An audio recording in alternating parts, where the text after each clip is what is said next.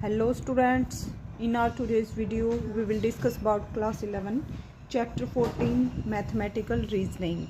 We have already discussed about introduction of this chapter and exercise 14.1 and 14.2. You can watch that videos on my channel's playlist. So today we will discuss exercise 14.3. So students 14.3 को discuss करते हैं. For each of the following compound statement first identify the connecting words and break it into component statement. तो हमें क्या given है students, यहाँ पे compound statement given है. कंपाउंड स्टेटमेंट कौन सी होती है स्टूडेंट्स? जो स्टेटमेंट दो या दो से ज़्यादा स्टेटमेंट से मिलकर बनी हो उनको कुछ वर्ड से कनेक्ट किया जाता है, जैसे एंड और.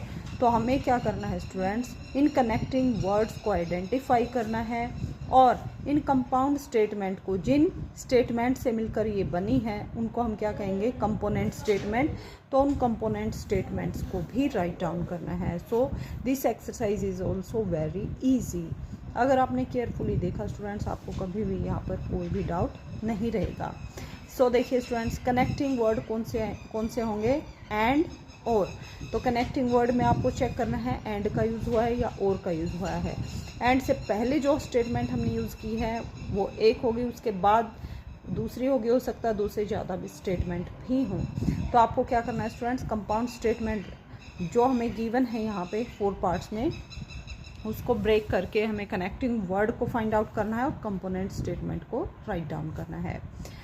First question is, all rational numbers are real and all real numbers are not complex. तो कनेक्टिंग वर्ड कौन सा है यहाँ पे, एंड. तो ये जो स्टेटमेंट है दो स्टेटमेंट से मिलकर बनी है, तो ये कैसी स्टेटमेंट है हमारी, कंपाउंड स्टेटमेंट. कनेक्टिंग वर्ड कौन सा है, एंड. और दो कंपोनेंट स्टेटमेंट कौन से हैं, जिन दो स्टेटमेंट से मिलकर ये कंप्लीट स्टेटमेंट बनी है. सो कंपोनेंट स्टेटमेंट में फर्स्ट स्टेटमेंट कौन सी आएगी, all rational numbers are real, और सेकंड क्या बनेगी, all real numbers are not complex. So students, all rational numbers are real and all real numbers are complex numbers. So यहाँ पे connecting word कौन सा है, एंड. और दो कंपोनेंट स्टेटमेंट कौन सी हैं, all rational numbers are real and all real numbers are not complex. तो हमें ट्रू फॉल्स का कोई यहाँ पे ध्यान नहीं रखना है, जस्ट कंपोनेंट स्टेटमेंट्स को राइट डाउन करना है.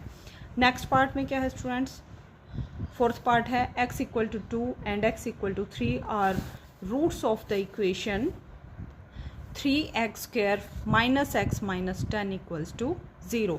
सो x इक्वल टू 2 और x इक्वल टू 3, ये जो हमें इक्वेशन गिवन है, क्वाड्रेटिक इक्वेशन गिवन है, इसके रूट्स हैं. तो यहाँ पे कनेक्टिंग वर्ड कौन सा है, एंड. सो कनेक्टिंग वर्ड क्या है, एंड. और कंपोनेंट स्टेटमेंट क्या बनेगी, x equal to 2 is a root of this equation and x equal to 3 is root of this equation. तो दो बार कैसे राइट डाउन करेंगे, component statement are x equal to 2 is a root of this equation x square minus x minus 10 equals to 0 and x equal to 3 is a root of equation 3x square minus x minus 10 equals to 0.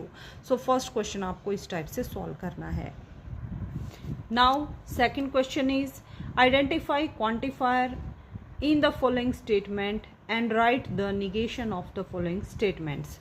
तो negation के बारे में हम already discuss कर चुके हैं already 14.2 में.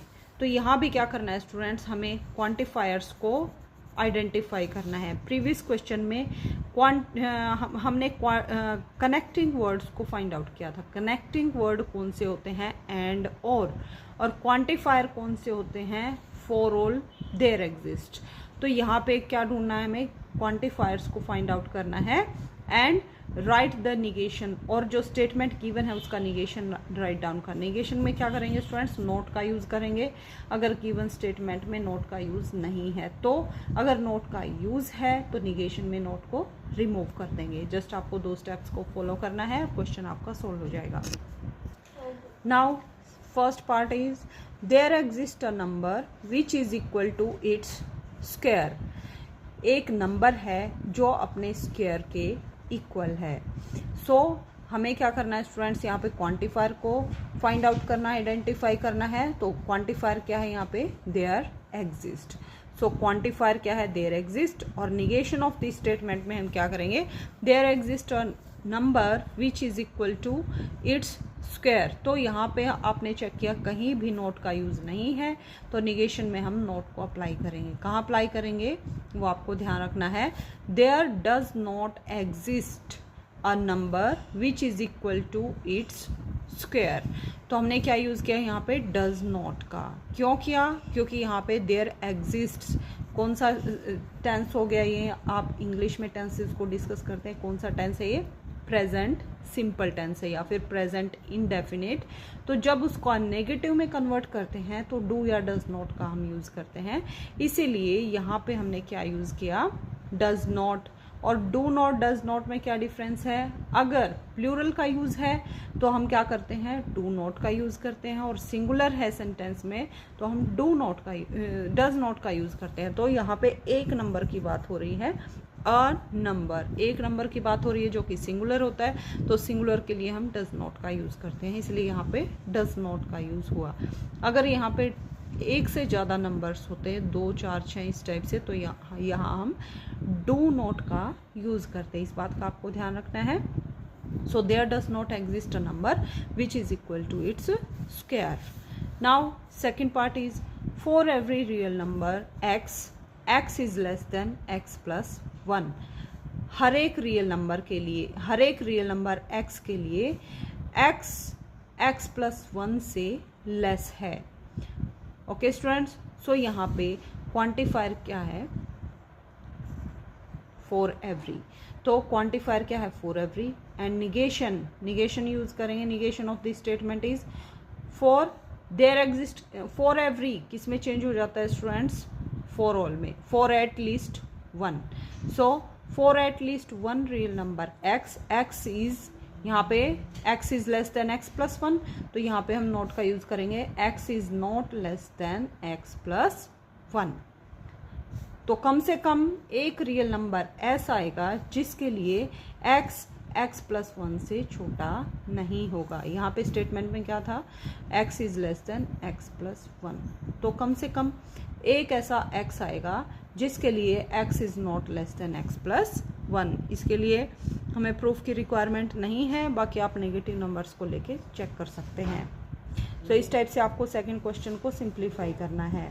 Now question number 3, now third question is, so question number 3 is check whether the following pair of statements are negation of each other, give reason for your answer। तो हमें check करना है, यहाँ पे 2 स्टेटमेंट्स गिवन हैं, क्या ये दोनों एक दूसरे का निगेशन है या नहीं है, और अगर है तो आपको रीज़न भी देना है।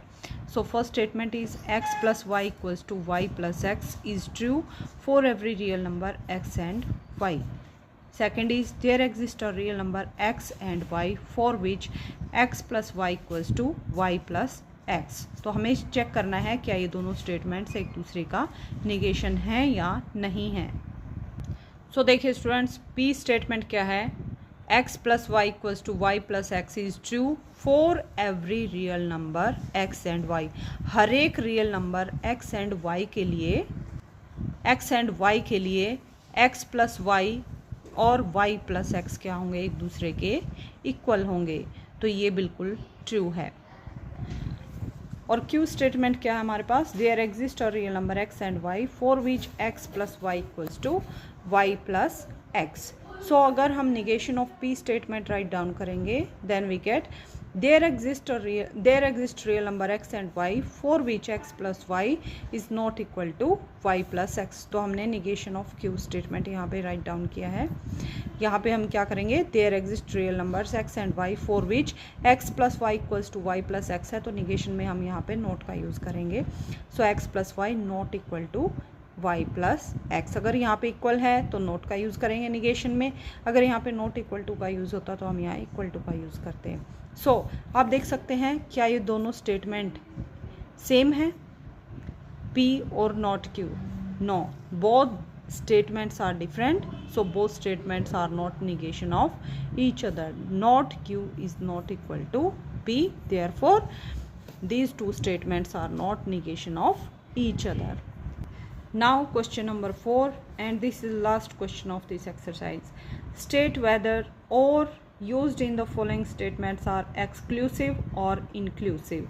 Give reason for your answer. तो हमें गिवन स्टेटमेंट में और का यूज़ यहाँ पे किया गया है, हमें बताना है ये और एक्सक्लूसिव और है या फिर इंक्लूसिव और है।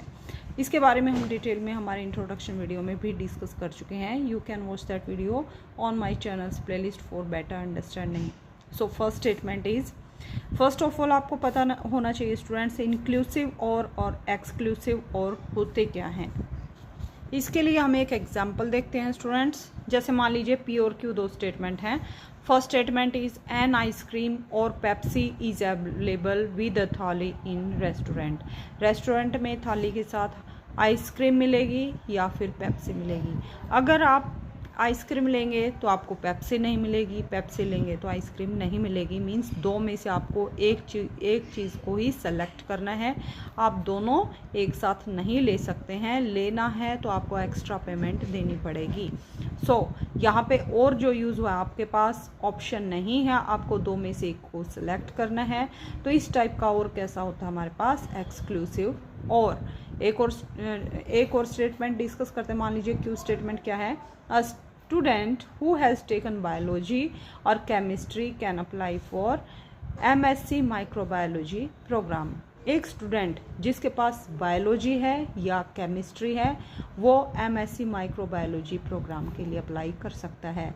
यहाँ पे आप देखेंगे स्टूडेंट, वो स्टूडेंट जिसके पास बायोलॉजी है वो भी MSc माइक्रोबायोलॉजी प्रोग्राम ले सकता है और केमिस्ट्री है वो भी, बट और यहाँ पे क्या है, दोनों सब्जेक्ट्स भी हैं, वो स्टूडेंट भी MSc माइक्रोबायोलॉजी प्रोग्राम के लिए अप्लाई कर सकता है। तो यहाँ पे कोई रिस्ट्रिक्शन नहीं है, आप कोई एक सब्जेक्ट भी ले सकते हैं या दोनों भी ले सकते हैं। तो ऐसा और कैसा और होता है स्टूडेंट्स यहाँ पे इंक्लूसिव और।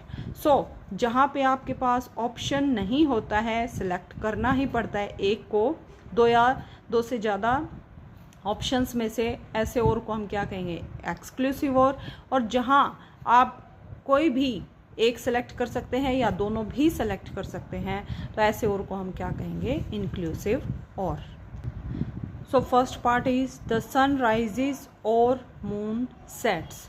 सन राइज होगा या मून छिपेगा। तो यहाँ पे आप देख सकते हैं स्टूडेंट्स, अगर सन राइज होगा तो क्या होगा, मून का सेट होना ज़रूरी नहीं है। यहाँ जो और यूज़ किया गया है वो कैसा और है exclusive or. This statement make use of exclusive or since when sun rises moon does not set during the day, क्योंकि मून डे में भी हो सकता है। यहाँ पे जो और यूज़ किया गया है वो कैसा और है एक्सक्लूसिव और। सेकेंड पार्ट देखते हैं। To apply for a driving licence you should have a ration card or a passport. Driving licence के लिए अप्लाई करने के लिए आपके पास एक राशन कार्ड होना चाहिए या फिर पासपोर्ट होना चाहिए, और आपके पास दोनों भी हो सकते हैं, कोई रिस्ट्रिक्शन नहीं है। तो यहाँ पे जो और का यूज़ किया गया है इस स्टेटमेंट में, यहाँ पे जो और का यूज़ किया गया है ये कैसा और होगा हमारा इंक्लूसिव और, क्योंकि राशन कार्ड भी हो सकता है और पासपोर्ट भी हो सकता है और हो सकता है आपके पास दोनों ही हो तो भी आपका ड्राइविंग लाइसेंस बनेगा। यहाँ जो और यूज़ किया गया है वो इंक्लूसिव और है। Since you can apply for a driving licence even if you have a ration card as well as a passport. अगर दोनों भी है तो भी आप ड्राइविंग लाइसेंस के लिए अप्लाई कर सकते हैं। Now third part is all integers are positive or negative. सारे इंटीजर्स या तो पॉजिटिव होंगे या नेगेटिव होंगे। This statement use of exclusive or, यहाँ पे कैसा यूज़ किया गया एक्सक्लूसिव और का। Why? Since an integer is either positive or negative, it can't be both, ये दोनों नहीं हो सकता। यहाँ पे जो और यूज़ किया गया है ये कैसा और है एक्सक्लूसिव और। स्टूडेंट्स इसके साथ ही हमारी एक्सरसाइज 14.3 कंप्लीट होती है। अपकमिंग वीडियो में हम एक्सरसाइज 14.4 के बारे में डिस्कस करेंगे।